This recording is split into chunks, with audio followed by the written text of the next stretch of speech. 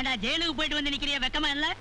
இங்க பாருடா, நானும் உங்க அம்மாவும் போக முடியாத கோயிலுக்கெல்லாம் கடன் வாங்கி செலவு பண்ணி போயிட்டு வந்து உன்னை பெத்தோம்.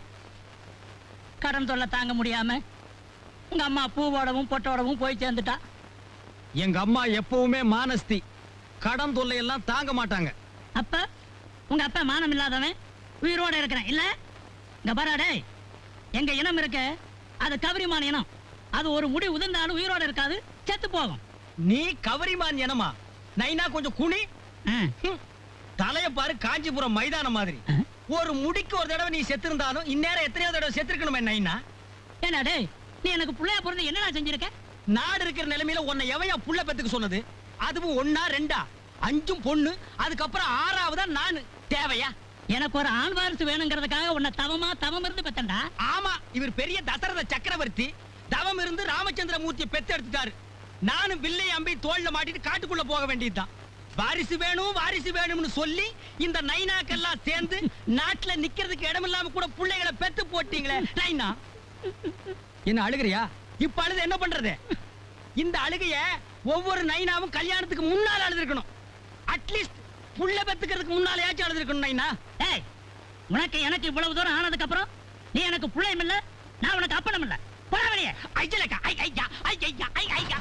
அதை ஏன்டா உதைக்கிற? உங்க இஷ்டத்துக்கு புள்ளைய பெத்துக்குவீங்க. உங்களுக்கு வெறுப்பு வரும் போதெல்லாம் நான் உனக்கு அப்ப இல்ல போடா வெளியேம்பீங்க. அப்புறம் இந்த புள்ளைய நாடு காப்பாத்தணும். ஏன்னா எவன் புள்ள பெத்து போட்டாலும் காப்பாத்துறதுக்கு இடிச்சவா நாடு பாரு. உன்னை புள்ளைய பெத்ததுக்கு நான் தூக்கு மாட்டிட்டு தொங்கணும்டா.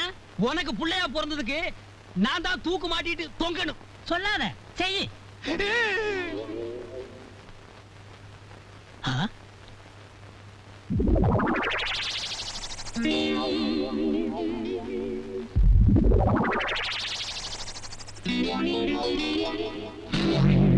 என்ன மடையா, இது அவசியமா?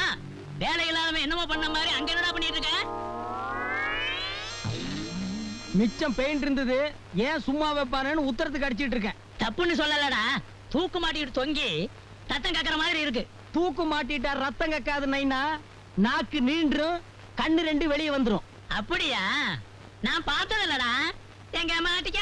நான் ஏன் தூக்கு மாட்டிக்கணும்? 3 மாசத்துக்குள்ள எப்படி எப்படி ஆகும்னு நினைச்சானுங்க.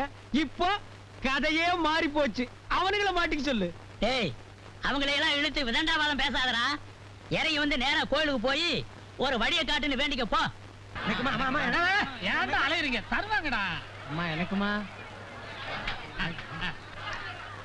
என்னங்க ஸ்வீட்லாம் கொடுத்தாச்சா? கைதிங்க எல்லாம் இவ்வளவுதானா?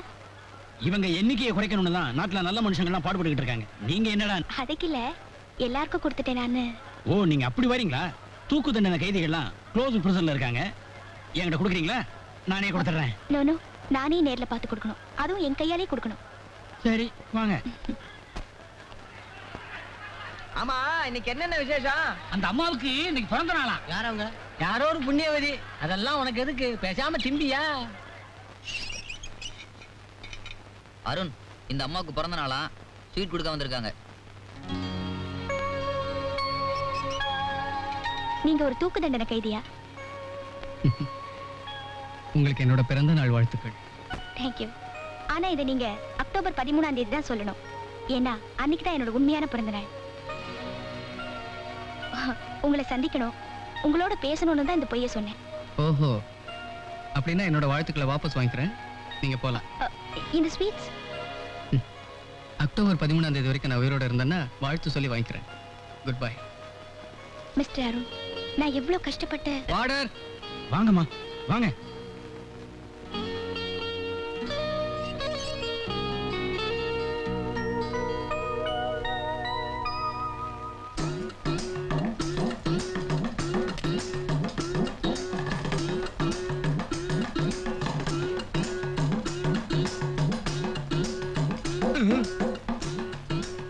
நமஸ்காரம் சாமி. இந்த கோவிலுக்கு செலவெல்லாம் யார் கவனிச்சுக்கிறாங்க? ஏதோ ஆண்டவன் மேல பாரத்தை போட்டு நான் தான் செய்யறேன். பணம் அது ஜனங்க காணிக்கையா கொண்டுகிட்டு வந்து உண்டியல்ல போடுறாங்க. அப்போ உண்டியில நீங்களே தான் உடைச்சு செலவு காசு எடுத்துக்கிறீங்களா? ஆமா. நீங்களே உடைக்கிறதுக்கு எதுக்கு உண்டியில சீல் வச்சிருக்கீங்க? வேற யாராவது உடைச்சிட கூடாது பாரு. சாப்பாட்டுக்கு என்ன பண்றீங்க? இதுல இருந்தா எடுத்து வைத்த கழுவிக்கிறேன். உண்டியில என்ன கார்பரேஷன் பைப்பா? இந்த பூவும் புஷ்பமும் வாங்கினது போக. பூவும் புஷ்பமா ரெண்டும் வேற வேறயா? சரி மிச்சத்தை என்ன பண்றீங்க? என்ன மிச்சம் இருக்க போகுது? ஏதோ இருக்கிற மிச்சத்தை வச்சு அசோக் நகர்ல ஒரு வீடு வாங்கியிருக்கேன்.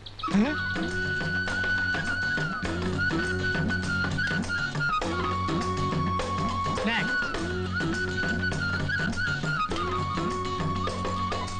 Next. Come on.